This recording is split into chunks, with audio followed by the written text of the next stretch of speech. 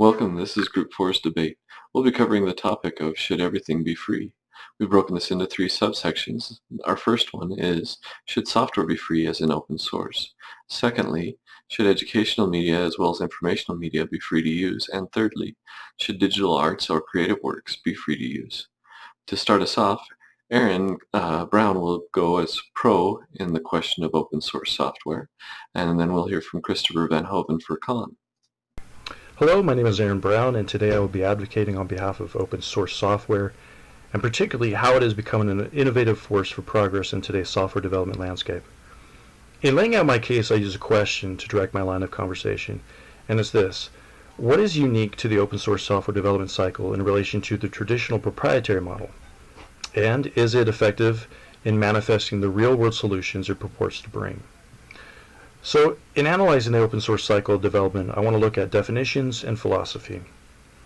So, open source software development is a specific legal licensing agreement. This type of licensing agreement comprises of numerous options within its scope, allowing users, contributors, or designers to freely modify open source software and use that software in any number of ways and even integrate that work into larger projects, thus generating any number of derivative works. The philosophy undergirding this is really a paradigm shift in our thinking and approach to software development on both a micro and a macro level. One of those shifts is the incentivization structures considered when one engages in open source design and development.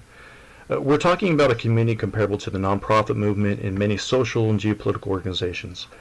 Participants in such endeavors are not primarily motivated by economic or monetary acquisition, but rather something reflective of enthusiasts engaged in a movement they feel passionate about, namely the advancement of a domain of knowledge that seeks to better the world through its innovation. So open source follows a traditional American value as well, whether it's in politics or in the marketplace, and that is quite simply freedom.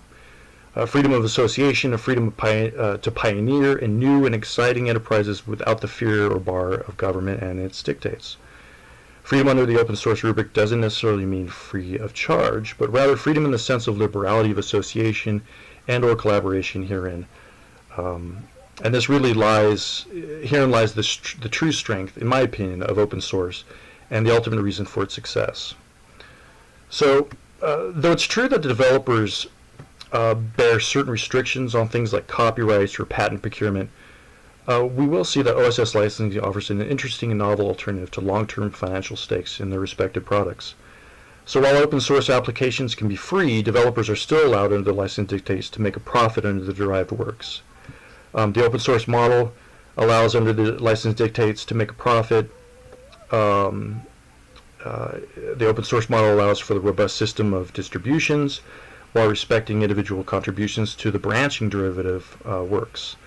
So this is reflected in the tier product model we see as a marketing strategy employed by a great many of the OSS companies.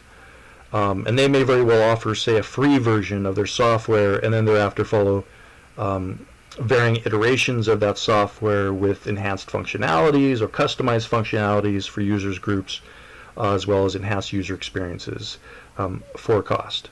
So contrary to belief under any open source license, developers have a broad latitude in deciding how they choose to patent their work. Patent and copyright protections are still given in place in cases where contractual arrangements feel it warranted. And the primary takeaway is that OSS law gives for considerable allowance and granularity with respect to how individuals and groups choose to distribute their work product. And this is really a staple component to a free and open society and its marketplace.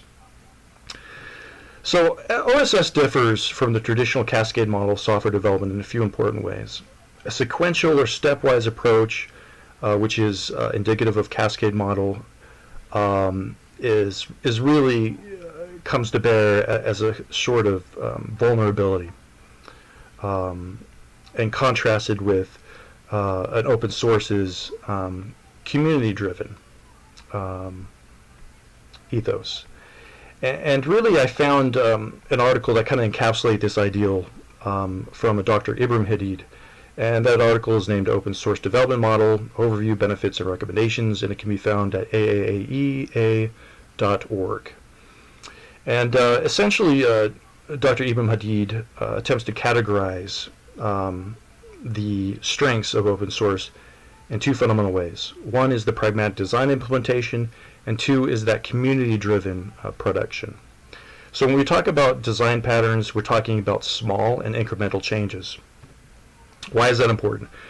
Small changes to code can make updates and fixes far less intrusive to work environments, and that may already be using, or whoever, if they may be happening to already be using the software, that can be a considerable step back in their development process. So these small changes can make a focused cyclical testing phase much more likely to be intrinsic in the feature of the software lifecycle.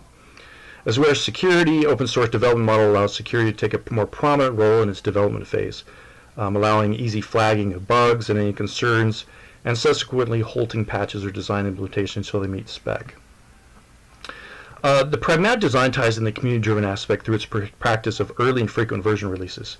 Frequent releases allow for direct peer review and feedback of small incremental changes, which negates or limits the potential for code-breaking bugs.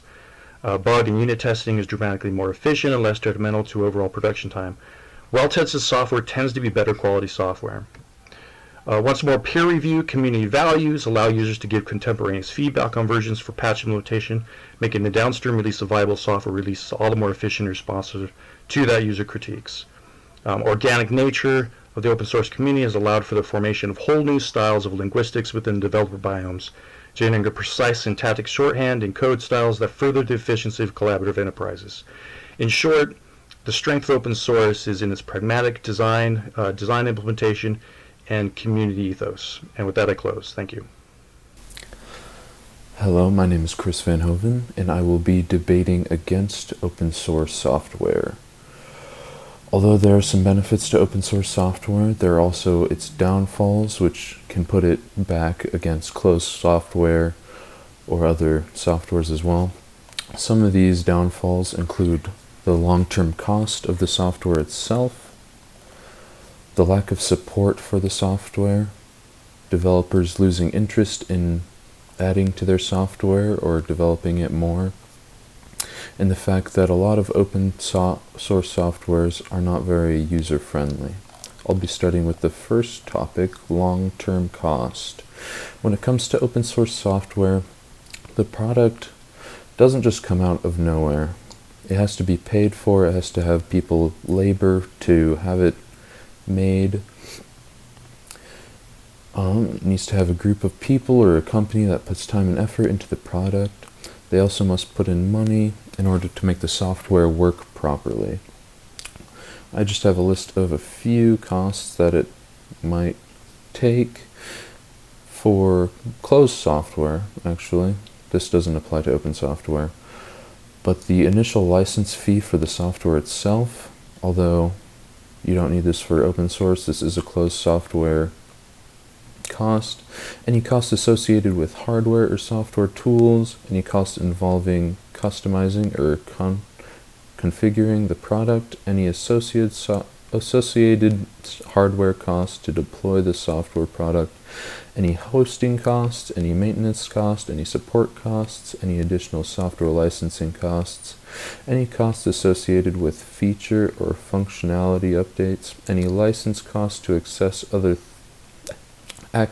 other third-party software, any insurance costs, any direct or indirect costs associated with future updates or upgrades, any training costs, any warranty costs, and any direct or indirect liability costs. As you can see, there are many costs that come up when you are creating software and that you need to, in order to have it work properly. In a IPEG article, I found about total costs of ownership of open source software. They made an interesting point relating open source software to a car purchase. When you're comparing cars you like, you should go beyond sticker price. You should research the ongoing costs of driving and maintaining each model so that you get a true understanding of affordability.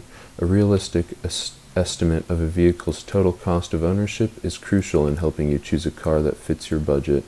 The same applies to purchasing a software product, regardless of whether it is an open source software product or a proprietary one. On to the next point, the lack of support. When it comes to support for a software product, it is important to be able to help those trying to learn to use the software. For closed source software, this is easy because the software they are supporting is helping pay for their bills. For open source software, on the other hand, companies have little motive to help users learn because there is no income coming from it. Computer World article states, a lack of support has been a drawback for most corporate IT decision makers when they look to add open source tools to their software stacks. Although the software is free, there is no guarantee that a company using it will get the help that they need to run it properly. Also within the article, it states that panelist Brian Howard, Senior Vice President for Corporate Planning and Architecture at shipping firm APL Ltd. in Oakland, California, said the dearth of support options limited to the ability used to easily switch from one open source product to another, something that has been perceived as an advantage of the technology. Howard contended that open source users are effectively locked into product as a result of the scarcity of support providers. The next point I make is that developers lose interest. Going off of the first point, because there's no money driving people to push for open source software support and whatever they need to keep going, it often has people lose interest in keeping the product going, keeping development going as well. Lastly, the software is often not very user-friendly. It is important for a software to be easy to use and maneuver. When it comes to open source software, this is not always the case. Many developers of open source software will focus more on the power of the software than the user side of it. As explained by software developer Calvin Huang, the reason open source software isn't very user-friendly is because many cater to geeks, power users who prefer power flexibility over intuitiveness to casual users. Many are used by people who strongly support the open source software movement and are willing to overlook poor UX in order to avoid commercial proprietary software. And without good designers willing to contribute their expertise to open source software projects, it's much harder for open source software to have the same level of polish as commercial counterparts. These are all the points that I have gone over. Thank you for listening, and I hope that you take my side in the debates. Thank you. Now we'll give Aaron and Chris a chance for a rebuttal. Hello, my name is Aaron Brown, and this is my rebuttal and counter to my opposition's position on the question of open source software. For sake of time, I will attempt to address two critiques made in my opponent's initial presentation, namely the idea of costs and whether this proves a hindrance or a bar to the success of open source projects, and whether due to the cost and investment differentials that may exist in open source development versus a closed model, whether or not that may lead to a lack of support in the form of services or software maintenance. And honestly, I think in both of these areas, I would say far be it from these critiques being weaknesses. They are, by all accounts I've become acquainted with, tremendous strengths and advantages to the open source. First, the costs. So the costs associated with open source software are of a dramatic difference to its proprietary counterpart. In fact, in a number of ways, open source software provides a baseline technology that actually alleviates much of the initial cost that would inevitably be incurred by traditional development. Open source and its derivative products save businesses, large and small, costs on a variety of commonplace development and lifecycle maintenance costs, user and multi-user fees, administration and support fees, and software upgrading. Reduction in operating costs and development budgets frees up monies for more prudent, beneficial enterprises like user and training and supporting custom developments. Saved development costs means more resources allocated to the quality of life dimension of software And the ability to pull from a broad and diverse community of developers brings unique experiences and skill sets to bear, making an open source product much more viable as a solution to independent and enterprise endeavors. So I think with that, I think there's numerous examples of success in open source. MySQL by Oracle is one of them. And last I looked, an article by Mr. Michael Sweeney, an article called 7 Ways Business Can Benefit from Open Source Software. The author states that as much as 40% in 2019 of tech companies utilized MySQL, which is an open source license. And with that, I will close. Hello again. I just wanted to make my rebuttal on the pro side of open source software. While open source, as stated in my associate's debate on pros for open source software, he said, while open source applications can be free, developers are still allowed under the license dictates to make a profit from their derived works. The open source model allows for a robust system of distribution while respecting individual contributions to branching derivative works. Although people can make money off of the open source software, I believe that it's not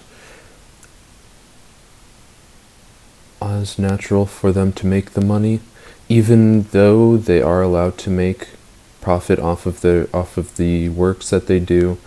It might not also come to par for the cost that it and the time it took to make the software itself, and the time and cost that it takes to update and to keep the software going as well. The second point I wanted to make on the opposing side was the fact on how open source software, as he stated, is community driven. Although a lot of it has to do with the community driving the software to where it needs to be, this isn't always the case, and when it comes to a community that has stopped driving the software but there are still people using it and need support and help, it is tough for them to get the help that they need to keep the software going that they're using. This is all, and thank you for listening to me. A few questions for both of you. How does the open source movement affect the software industry as a whole? The difference in the open source development cycle versus the closed model really illustrates for me the unique role and contribution open source brings to the software industry. The nonprofit passion-driven ethos coupled with a community-centered approach to design makes open source a perfect seeding ground for burgeoning technologies. As an example, we see this in the open source licensing for database software like PostgreSQL, which is a pivotal component to developing spatial recognition software. I believe that although open source creates a lot of opportunities for many people to get into software development and whatnot, it can also be burdensome onto the people that created it in the first place, where they won't be able to make money from it, and also won't be able to get paid from the time they spent making the software. Next question. A common idea in the open source industry is that someone else can take your software, license it, and then sell it for a profit. Is this realistic? So the patents and copyrights under open source are different, but I argue that those differences really come down to more choice being available to licensees. Open source licensing has nearly 200 different licenses falling under its auspice. Now there are strict open source licenses like the GNU, which essentially do not allow use of source code if the derivative work itself is not kept as GNU, including any third-party components. But there's an extensive tiering of licensing arrangements which give broad berth to developers looking to customize their legal arrangements. And it's this liberality of contractual agreement options which I think best provides an environment conducive to growth and innovation. I've looked into it, and actually you can take open source software and rebrand it as your own and sell it and have people pay for it. Although I don't think that this should be legal, because that seems like plagiarism. I believe that the people that created the software in the first place should be the ones who are able to make profit from it, not others. Last question for both of you. Open source has grown from being a small, unnoticed niche into the mainstream in the form of Office suites, web browsers, and operating systems. What do you see the future holding for the idea of open source? So open source is definitely on tracking for becoming the premier method for software development and innovation within that field. Across the industry, we see at the root of many new and exciting systems the product of open source development. We see popular Linux distributions like SUSE dominate the enterprise level for workloads ranging from server hosting to the cloud, and that trend seems not only to be continuing but growing. I believe that open source will become a much larger thing, and it will most likely benefit a lot of smaller software developers, and be able to make it so that they can open up their own programming and development through the open source itself. Thank you. Up next, Erica Aoyama as pro and Walter Smith as con debating, should internet-based education and informational media be free? So as we know, since the rise of the internet, in the past couple of decades, news media and educational resources have been increasingly moving online. So, for example, even the Deseret News and the Salt Lake Tribune in Utah are discontinuing their daily print newspapers next year and switching to only weekly print newspapers and putting the rest of their news available solely online. And as well, there are a lot of free educational resources that are popping up online, especially free ones such as Khan Academy and even free online courses offered by major universities like Harvard. And a lot of news media organizations as well are offering their news and other media for free to the reader or user online. So an issue that has been being debated is whether this availability of free news and free educational resources online is a good thing. Is it good that these things are being offered for free? Now, I would definitely argue that the availability for free is a great thing. It's very good, especially from a point of view of contributing to society.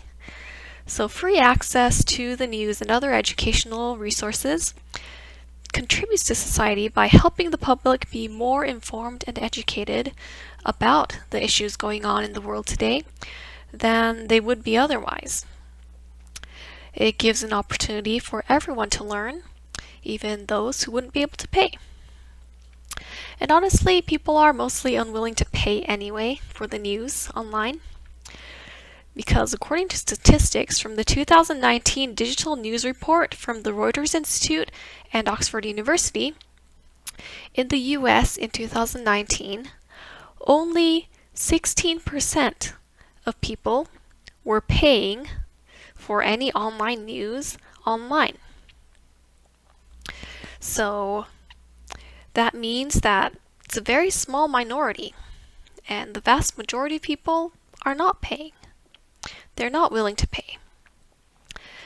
And also, according to this Digital News Report, even of those 16% who do pay for online news, the vast majority only have one online news subscription. So this suggests that most people are only willing to pay for one subscription. And if we want people to have a well-rounded view of the issues that face them, it's important for them to have free access to multiple sources, multiple organizations reporting on the issue. And in this way, the free news media contributes to a better educated and informed society, and also helps the news to reach everyone. Now, some people argue that this free access to everything with the news and education will lead to media organizations and educational institutions going out of business due to lack of revenue. Now, this has been true for some cases. However, in many, many cases, organizations have adapted to this new way of offering their content by turning to other sources of revenue, such as online advertising. And now, advertising, it is possible that it can sometimes influence the opinions stated in the news articles or change the reporting in some way. However, this is not a new issue. It is not limited to free online news.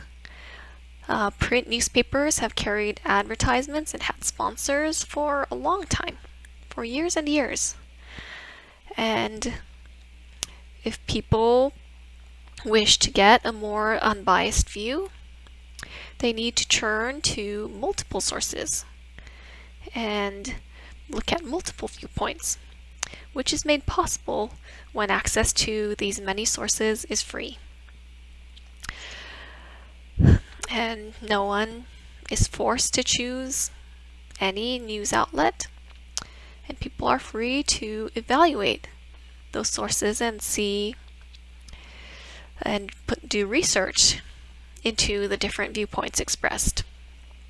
Also, educational institutions have definitely not failed due to free content online. Now, people will still pay for the legitimacy of a real diploma or a real certificate from a real school. That's a fact. And people, as we've seen in the COVID pandemic especially, people put a high value on being able to do learning in person and to interact with other people as they get their education, and they're willing to pay for that. So overall, from a utilitarian point of view as well, the good outweighs the bad in offering free news online and free educational resources online. There may be a few negative effects, with maybe a little more bias from advertisements or some organizations being unable to adapt to the new free model and going out of business. However, these negative effects are greatly outweighed by the positive effects of having a more educated society due to better access, wider access to news and other information.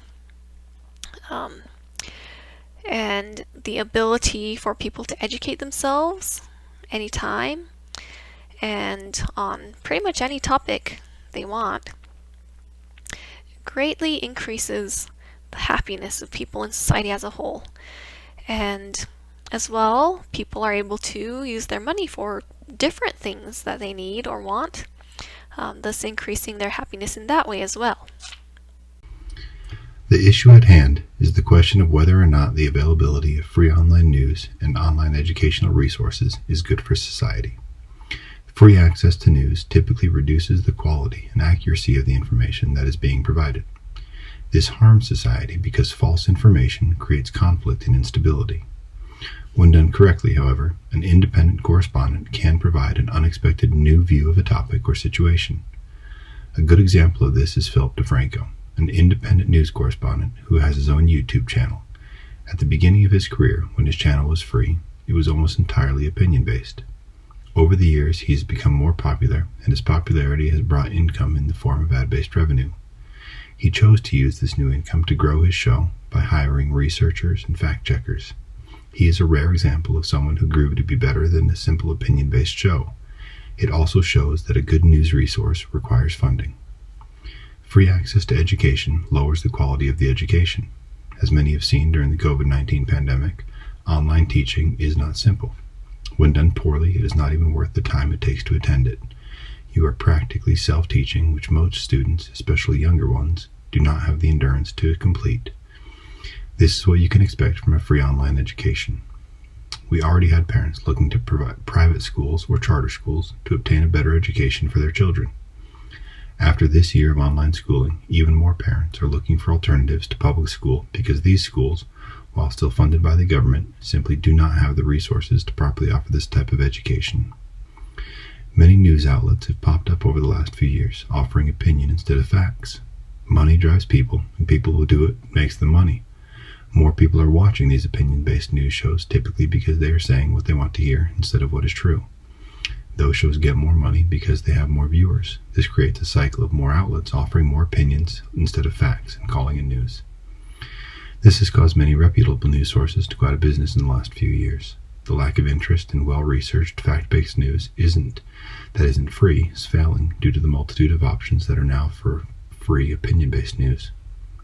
An education is expensive, and some who truly want an education are hindered from receiving one due to their economic situation. However, offering an education is not free. The amount of work for an institution's faculty to teach online is at least as much, if not more, than in-person instruction. Getting the total course built in an online platform in advance so that students can progress at their own pace, providing weekly grading and feedback to make sure students are keeping up with their assignments and are mastering the material, as well as being available to answer questions by email, phone, text, Teams, and Zoom. All of that requires pre-planning by faculty and consistent execution. This all takes time to arrange, time to manage. Time means money, so we should expect to pay more for a good online education, not less, and definitely not nothing. There are options for those who struggle to afford an education. Scholarship, grants, and other programs reward those who work hard and show that they want the education and will use it once the degree is obtained. A utilitarian view says that what is good for the majority is good for all. Fact-based, balanced news is undoubtedly the best thing for everyone. Ensuring that those who only offer this get the funding is the easiest way to make news beneficial for all. Free education would become inundated with people going to school because it's free, not because they need an education for their career path. Consider the free cookie concept. If someone has to pay for a cookie, they will only purchase one when they really want one. But if all cookies are free, many people will stand in line to get one. This means that a person who would have happily paid for that cookie also has to stand in line to receive the free one. This is bad for both the individual and the shop owner. The cookie shop owner could have made money on that cookie that they gave away to the person who would have paid for it, and that person who would have happily paid to not stand in a line. In education, this means that competitors will come along in the private sector, offering those who want to pay a better alternative for free education, which in the long run will just create a new version of our current educational system. The best teachers can't be everywhere, so why pay for a bad one? This is where online education could be the greatest tool to improving overall education. Through online education, we could offer the best teachers to everyone, not for free, but you could ensure that you are learning the right information in the best way possible because everyone in the world can learn from the same teacher without having to travel to where that teacher is. In conclusion, I offer that the best solution is rarely to demand that what you want is offered for free. You wouldn't want to put in long hours and work hard for something that you wouldn't be paid for, so why should we shouldn't expect this from anyone else. Teachers and reporters both require a lot of work, and this time neither typically makes very much money to begin with. These are already careers for people who do what they do because they love it. Instead of punishing them for choosing this career path, we should reward those who excel at doing it the best. With technology, both can reach a large audience. Spread the cost around more. Don't promote and support bad reporters or bad teachers. Find the best and make sure they get paid well for the good work that they do. Both help educate the public. Teachers educate our children, and reporters educate everyone else. When these two groups are well funded and properly supported, everyone in the world will benefit. Now a chance for their rebuttals. You've made some interesting points, Walter, but I do need to take issue with your view that the news being free online is what turns it into low-quality news. You're right that people do follow money, and free news sites do work their content to try to get more viewers so they can get more revenue, such as from advertising. However, first of all news is inherently biased or looked at from some point of view. And who is to say that any biases brought by the free online model are any worse than what would happen from a paid model? In fact, if readers pay for the news, the news organization still has to please those readers in order to maintain their revenue. And they will still be biased due to trying to keep and attract the readers so they can get their money from the readers. Also, there is a place for paid education. I do not dispute that. However, I do believe that offering some free education online benefits society by allowing people to educate themselves on some level on topics that are of great importance. And there will be less depth and perhaps less quality than a traditional paid school, but the free education, I believe, is still valuable. As we have seen in recent years, advertising goes where it will be seen the most. Opening up news to anyone who can produce it is dangerous to society, and ad revenue has gravitated toward people who offer opinion over fact. This exacerbates the situation. If properly funded and monitored, we could return to fact-based news. People have stopped paying for news because there is an abundance of news available and it's hard to know who is reputable. A 2020 study done by the Reuters Institute and Oxford University showed that those who still are willing to pay for their news do so because many more reputable publishers have introduced paywalls to access their online news sources, perhaps heightening a sense of scarcity and creating a feeling that news could be worth paying for. People only pay for one news subscription because the reputable news sources typically report similar information. When opinion is removed, the facts are the facts, and multiple sites are just reporting the same thing. Their reporting shouldn't slant what is supposed to be an unbiased view. When income is ad-based, only then is the news driven entirely by viewership instead of facts, research, and reliability. People should educate themselves, but they simply do not. The word news should only be applied when the information is accurate and without opinion. At this time, that simply is not the case. The negative effects of free or ad-driven news and education far outweigh the positive. If you want to focus on the utilitarian approach, we must make sure the information that is provided is complete and accurate, both to students as they learn and to the public as a whole on a daily basis, as this is easily the most important thing for any society. Some questions for you two. Farming out one teacher or lesson plan to the rest of the world may create a deficiency in the world's education if that one teacher or lesson plan has a hole or is missing some learning. Is there a benefit to having different people teaching the same subject that we may lose by moving to a free educational internet model? Well, Russ, I do agree with you that if free online learning were dominated by one teacher or one lesson plan, that could be problematic. But that's just not the case currently. If you look online and search for free courses on a particular subject, you get multiple different courses, different teachers, different viewpoints. Even just looking on one site like edX.org, if you search for a subject like computer science, you'll get dozens of different courses. We already have problems with misinformation in the public school system due to how textbooks are handled. When you put political officials in charge of education, you get politicized education. That point was made recently in an investigation conducted by New York Times correspondent Dana Goldstein into the ideological customization of textbooks for the numerous public schools of California and Texas. Just imagine how much worse it would become if you then drill down even further to a single teacher. Next question. Just as moving news agencies online has made information less reliable and more overtly political, could that also influence education? Okay, well, first of all, as I've mentioned previously, I don't believe that it's the fact that the news is free and online that can possibly make it low quality or less reliable or more political. I think that's more the overall effect of the climate of society today and just the fact that organizations want to make money, just in general.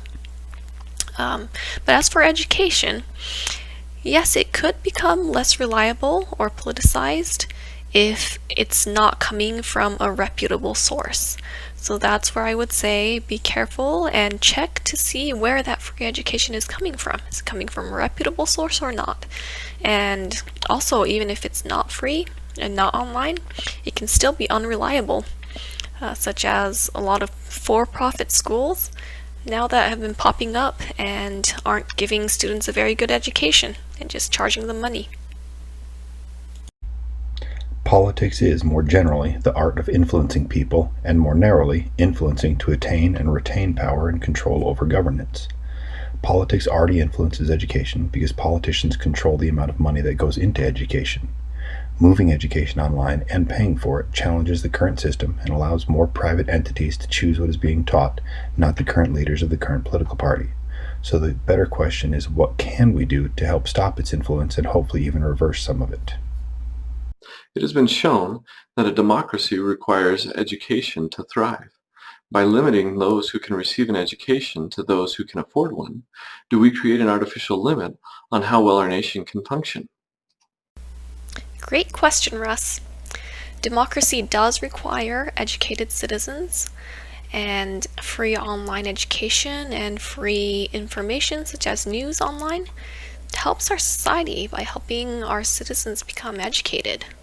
And that's really one of the best things about the availability of free education and free news online. And without it, yes, I do believe that society would not function as well in a democratic society. The exact opposite is true. Offering a poor education to everyone hinders both democracy and the very lifestyle many people may be able to lead. The answer isn't to make it free, which can only diminish the quality. The answer is to find more economical ways to make it better, find the best teachers and pay them to educate more students using online education to help them reach more students. Utilize more teacher's aid or teacher assistant assets to manage homework, grading, and other time-consuming aspects of educating to free up those who are good at actually presenting education to the students. Lastly, some perspective on Should Digital Arts and Creative Works Be Free? By Caden Harris in the affirmative and Jonathan Nielsen in the negative. Thanks, Russ. Music should be free because it prevents things like fake bands from appearing, and it also keeps people's computers clean from computer viruses and encourages quality in our music. Throughout history, there have been a number of artificial bands and songs, that is, large corporate entities in the entertainment industry have noticed that they can earn money from selling music that bands create.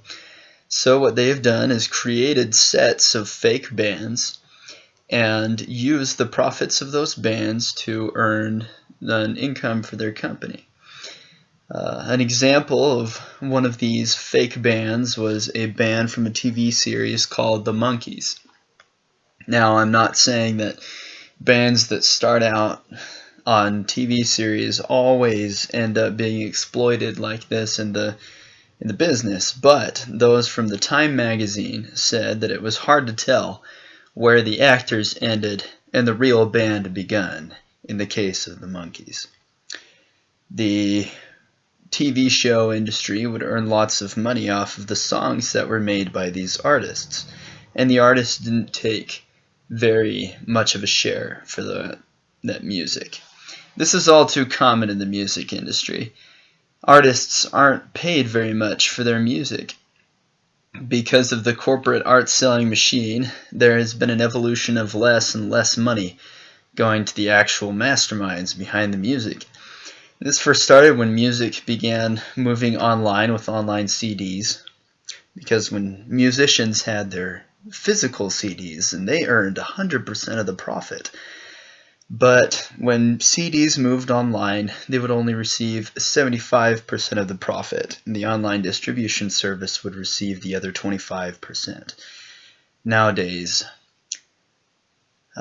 musicians earn less than 10% of the profits made off of their music as they go through iTunes, Napster, and Spotify, and other music purchasing and distribution services and streaming services. Why do they make so little money? The reason is that these companies that do the distribution for the musicians take almost all of the profit because they feel that they are the ones distributing the music, and that's a big job. Now, my argument is that musicians and music and art in digital media should be free. Now, somebody could come back and say, well, if music were free, then we would be paying the musicians nothing instead of the little that they're earning. But they're earning so little that they're no longer paid for their music. And there are a couple of developments that could occur after we make music free and all forms of digital arts and media free that could help us as a society. One of these things is that musicians and those who create digital art forms could potentially come together, and former competitors could join together to improve the quality of art. Art has been around forever. Some of the drawings in the walls that cavemen made were not simply for survival or for communication, as some scientists have suggested. Other scientists have seen that they have made imprints of their hands on the walls, and this was used because it was something that made them feel as though they had created something more than themselves. And that's something that has been common all over history.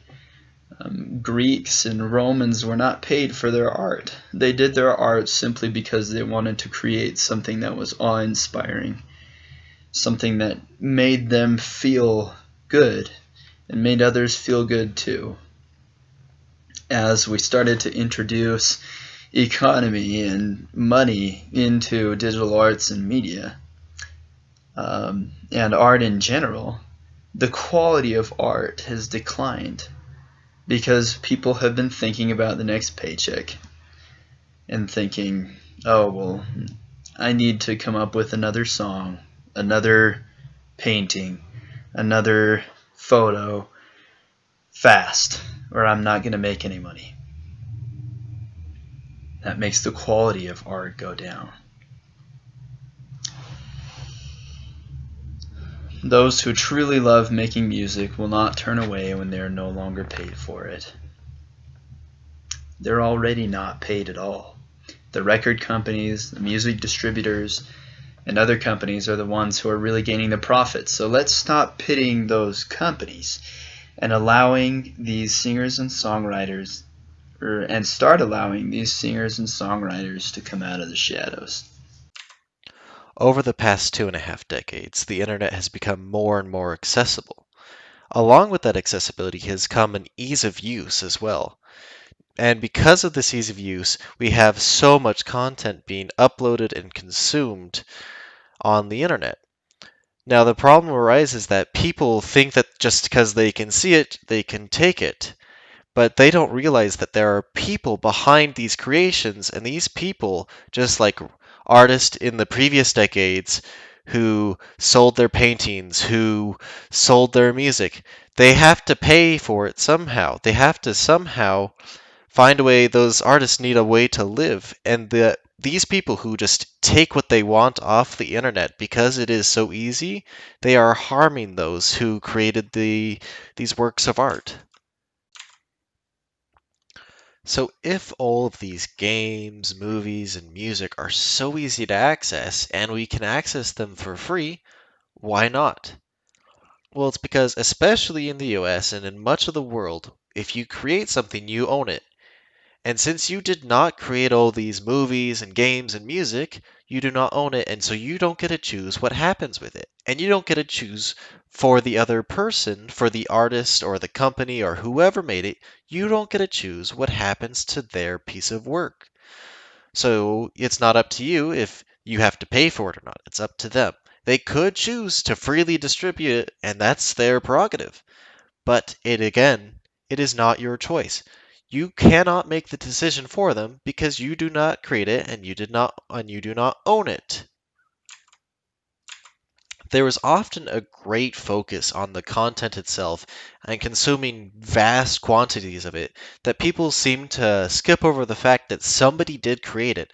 Whether that person was part of a small corporation, a large company, or just themselves, somebody had to create it.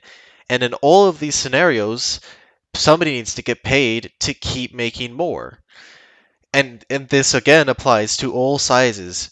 You might be thinking, well, it's okay. It's a large corporation. They can miss out on a couple bucks here or there. But you got to remember, because they are a large corporation, they have a lot of people producing it.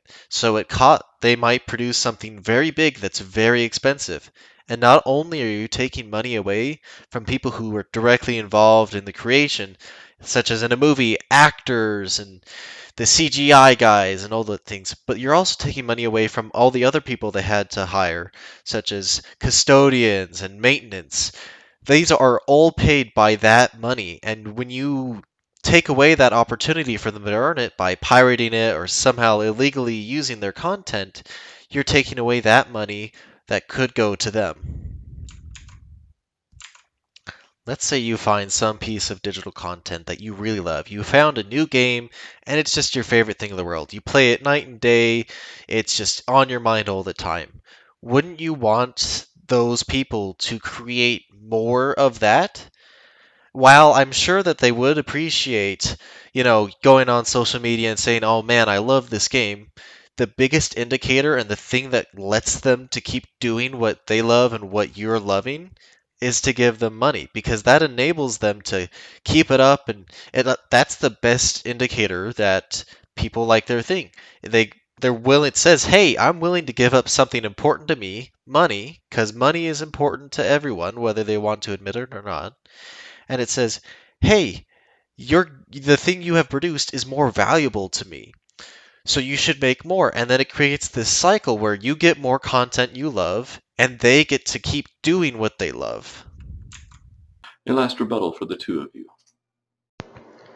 Much media that is produced digitally takes much less time to create than other things that are physical. It takes a lot less money and time, for example, to create a painting in software than it actually does painting a physical painting. Attempting to put those two in the same bucket is difficult at best. Furthermore, it's not a bad thing that media is conveniently available everywhere. On the contrary, much of the technological advances that have been made have been with the purpose that we would get to this point. We can share our creations with people thousands of miles away. It may be easy to forget that someone did put in the effort to make these things, but that's why we need to remind people. We need them to get involved in the lives and development of the creators of the work and encourage them to appreciate those behind the entertainment they enjoy. I agree that no one should use anything someone has created without their acknowledgement, but let them give their acknowledgement without the system taking that right away from them. Yes, they are free to do what they want with what they have created, and we don't have the right to make the decision for them. However, I strongly believe that a compromise could be prepared with the artists for both their benefit and the benefit of those who enjoy their art. You could say, yeah, these artists, they have created these songs, and the record company is taking all of their money. But what has to be remembered is that it's not like the record company is sitting there just taking money that the artist that earned for them. It is that the artist, A, they agreed to this, and B, the record company provides all sorts of things, such as merchandising and advertising and all this press that gets the song out to the world. And it actually probably ends up making more money than they could have done on their own. And so it's a fair deal. When artists are paid, it actually allows for something called specialization. As they keep going and doing more of this, and as they're enabled to keep doing their art and doing what they want to do, they get better and better at it. And so by paying them, you actually get higher and higher quality content, art and games and music as it goes along. Because If the more somebody does something, the better they get at it. Now, if I may ask some questions.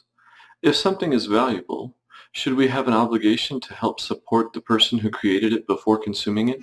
And would the opposite indicate that we don't really value it? In response to your question, Russ, art is definitely beneficial to us, and thus it is very valuable. I do acknowledge that there is some merit due to the author for their work that they put in, but there are other forms of compensation besides money. Supporting an artist, as you said, could mean that we help them with their creative efforts by getting involved in their project, giving them pointers, solving problems that arise during the conception of the art, and other things. Supporting them could mean that we encourage them or that we endorse and promote them by helping the world to see what they have created. If we spend as much effort helping the artist to move along as we do actually paying those artists for what they do, then they would be much better off. And who says that art is so easily exhausted or depleted as if it were food or some other resource? If I obtain a painting for someone who's dear to me, I can see it whenever I want. I can ponder upon its message and have it as my own for as long as it can physically last. I can listen to a song thousands and thousands of times and yet still have it. I can watch movies likewise. We don't deplete art. Art is something more than money. It is more than sustenance. Art is life.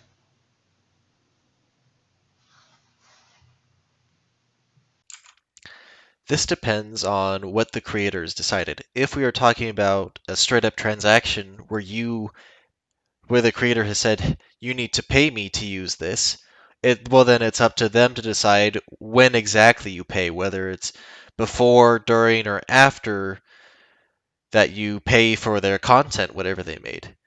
If this is a voluntary basis for payment, then it is up to you to decide when to pay the person.